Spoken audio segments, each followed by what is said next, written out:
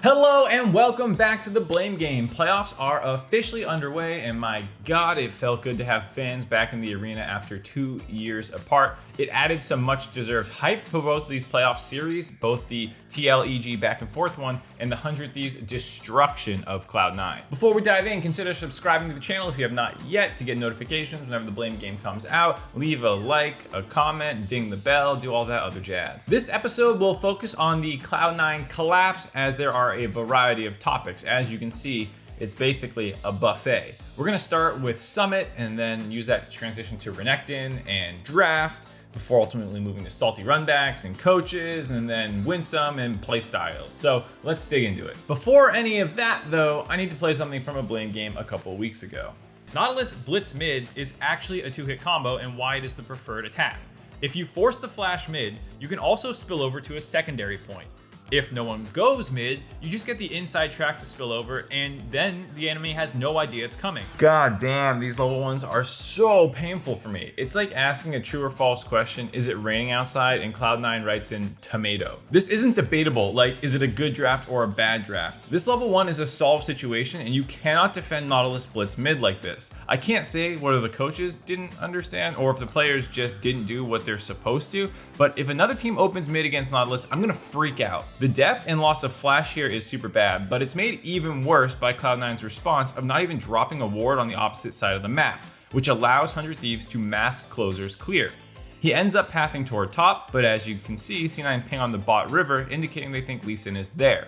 Summit also misplays here, getting knocked up with turret aggro, and the two things combine to give up first blood. What Closer does next is very intelligent considering something that we'll cover a little bit later on in the video. Rather than doing the efficient thing of starting his next clear, he grabs Krugs and repeat ganks through the same path, knowing it's still unwarded, and kills Summit a second time, giving him the solo queue camp top treatment. Shortly after that, the bot lane loses a 2v2 as well, and this game is effectively over 6 minutes in when Blabber is a little too slow to the play on the top side. Cloud9's composition is an early game oriented comp that wants to use the Rise push combined with Diana to make dives on the Renekton lane, with the idea being to get ahead enough to 1-3-1 and then use Zeri's mobility from the mid lane as well as the Rise ultimate to make plays in the mid game. However, the level 1 lets Abadobic control the lane with a Doran's ring, Diana has no flash early to make any plays, top got super camped, and bot lost 2v2 naturally on its own. If an early game comp is in a situation where it makes sense to FF 6 minutes in, I think it's fair to say things didn't go to plan. Stepping back from the specific strategy Cloud9 is using here, this is the exact kind of situation that you actually should do a salty run back.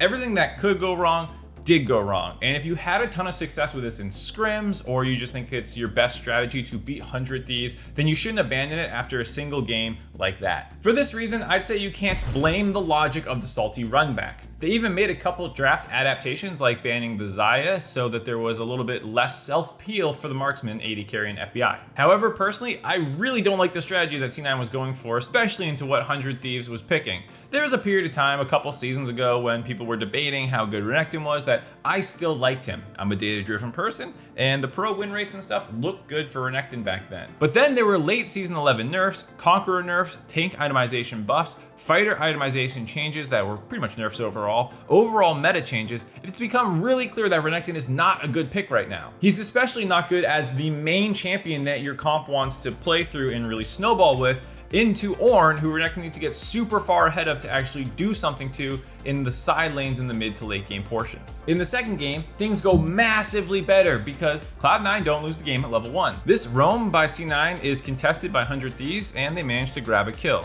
However, this is mostly due to 100 Thieves opting into the contest more than anything Cloud9 did, and after they decide to play defensive, the game totally stalls out. Cloud9 stays at 1 kill until 24 minutes into the game when they finally get a good team fight. And while it's nice that they win, it's mostly from Abadoga not being with his team.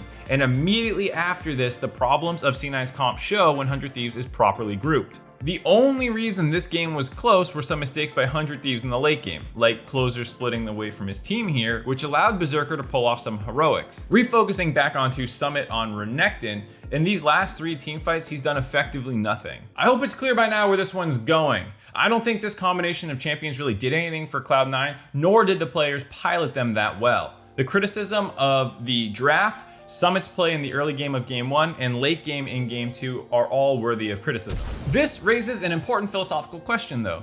Is there any difference even between criticizing Summit in the draft? If Renekton, an outdated champion, is third on his priority list after Jace and Gnar are banned, and the team drafts to prop up that pick, doesn't that just mean he's even more at fault?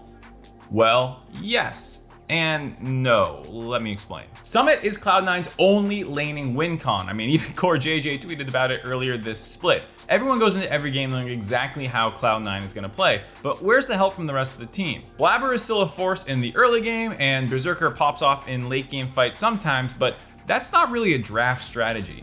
In game 2, Fudge never uses a Realm Warp for macro moves. His first one is defensive at 15 minutes, but his first aggressive one is 24 minutes into the game and during a team fight. That's pretty much the only time they got used. Summit isn't turbo stomping these lanes like he usually does, so the chances to make plays don't seem as obvious for the Rise, and Fudge becomes a passenger this series, getting hard outperformed by Abbedagga. Winsome's Renata hit some teamfight ults, but they were pretty much just used for Blabber to group people up for his ultimate, and beyond that was largely invisible. He also griefed game 3 pretty hard, once moving into River at a horrible timer and getting cut off, and again just losing his mind trying to stop some recalls. The least talked about problem player of anyone on the top 4 title contending teams is Winsome. You could charitably power rank him 7th as supports in the LCS while technically being on the second best team. Him and Berserker are never a point of power in the early game. They are the lowest in the league at 4%, and while they don't get much help from Blabber with the league lowest jungle proximity, it's not like Winsome's actually roaming substantially more than other supports. Winsome isn't playing weaker laning champions compared to someone like Vulcan either, who wins lane harder and roams more often. Just watching their laning, I don't think Berserker is the problem, and his CSD is actually rather impressive considering the lack of resources he gets. I just don't think Cloud9's bot lane could actually win lanes against other top teams in the best of 5, even if Cloud9 decided they wanted to play through them. That's why I agree with the criticism of Winsome, but I don't want this to become a condemnation of his position on Cloud9. He is super green even compared to other rookies, considering that he came straight from amateur in LCK into the LCS, skipping academy entirely. But I just wanted to point out that he's currently a weak link on the team. My point with all this is, now that we're out of the regular season and into best of 5s, if you're an enemy team game planning against Cloud9, who are you worried about? Who do you really have to make a plan against? It's Summit, and only Summit. And it's not just that this is how Cloud9 chooses to play, it might be the only way they can play. Is anyone worried that their bot lane is gonna pick Lucian Nami and try and dumpster lane? Is anyone worried that their mid will Shurima shuffle his ass all over the map? This is why you can criticize Summit's champ pool for not being better optimized to 1v9 the game, but it's also on his teammates for not offering a realistic plan B for when the Summit train goes off the rails. This week's comment of the week goes to Niles. Yeah, enough said. That's gonna do it for this episode of The Blame Game. Thank you all so much for watching. It was an incredible week 1 of playoffs, and I can't wait for week 2, considering this is when teams finally start actually getting knocked out. We'll see if Cloud9 can recover and bounce back against Golden Guardians this weekend. I'll catch you guys there. You know, sometimes when it's your job to do something and you can't figure out how to do it because you filmed so many outros over the years, and now you're just awkwardly at the end of somebody's YouTube video and they're sitting there being like, is this really happening? Is he just saying he doesn't know what outro to do? Well, if you're like that, then you might want to consider getting an Alienware computer. Because if I had one in front of me right now, maybe I'd have like a script that I've written on it that would be something I could refer to instead of this weird ad-lib thing that I'm doing right now. No, honestly, Alienware's got great stuff. We've been using everything that they create for years. For TGI, I can actually officially say that now because it's just been like literal years. There's 2 years that just now where I wasn't even out here and we were using their stuff to do remote interviews, and it was awesome. They allow us to create wonderful 4K videos like this one, and I really appreciate their support. So if you appreciate my videos, understand that we couldn't do it without them. So go check them out. There's a link in the description below.